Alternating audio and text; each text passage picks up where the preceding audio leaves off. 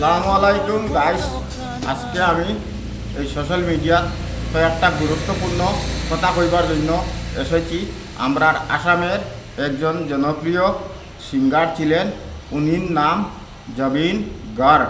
আমরা স্যার এখন বর্তমানে এই দুনিয়াতে নাই। আমরা নিজের মাধ্যমে দেখেছি উনি সিঙ্গাপুর গিয়েছেন, ওখান থেকে নদীতে জাপ মারি উনি মারা গেছেন। আমরার মনও খুব দুঃখ প্রকাশ এসেছে। বর্তমানে ওনার ফ্রেন্ড ছিলাম আমি, ওনার ভক্তি ছিলাম, সেজন্য আমার মনে খুব দুঃখ লেগেছে। সেজন্য আমি উপরালার দেশে এটাই চাই আর আমরার সাররে ওনার শাস্ত্রমতো যেন স্বর্গে নিয়ে নক। আর খুব মনে দুঃখ লাগছে। উনি একজন আমরার আসামের গর্ব ছিলেন, আসামের একজন বড় গায়ক ছিলেন, একজন গায়ক ছিলেন, খুব ভালো মনের মানুষ ছিলেন। ওনার মনটা একদম পানির মতো ছিল। ওনার জন্য পুরা দেশবাসী সবাই কাঁদতেছে আর আমরাও কাঁদতেছি।